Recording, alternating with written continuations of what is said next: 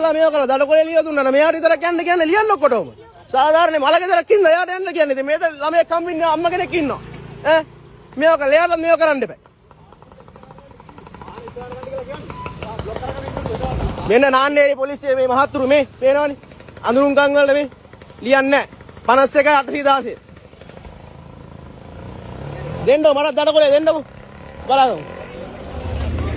හරි ඔයාගේ වීඩියෝ එක තියෙනවා මේකේ ඔයා මල්ලගෙදරින්ද යන්න කියන්න කිව්වා. ඔයාන්ට කිව්වා ඔත් කිව්වා කිව්වා. මේක වීඩියෝ එක තියෙනවා මහත්තයෝ. වීඩියෝ එක තියෙනවා මේකේ. වීඩියෝ එක තියෙනවා. වීඩියෝ එක තියෙනවා. මල්ලගෙදර යන්න කියලා යන්න කියන්න කිව්වා.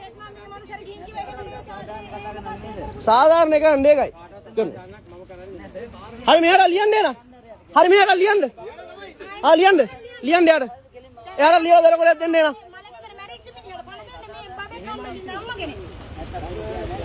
ඒ අපි ඉතින් කියන්නේ යාලා ලියන්නෙත් ඇයි?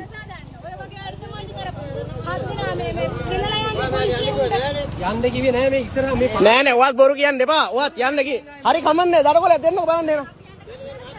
ඊරගමු දඩකොලයක් දෙන්නකෝ. ඊරගමු දඩකොලයක් දෙන්නකෝ. ඊරගමු. ඔයා ලඳුන්කම් වලට මලගෙදර යනවා කියලා යන්න කියන.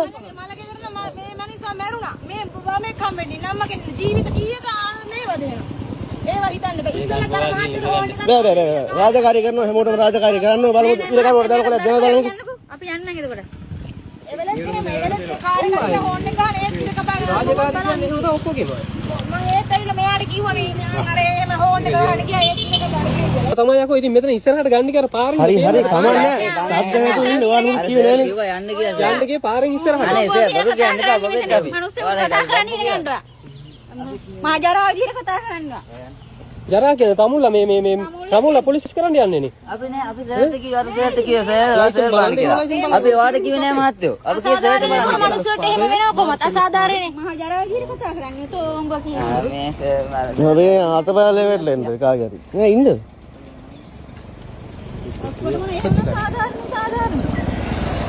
අසාධාරණ කම් කරන්නේ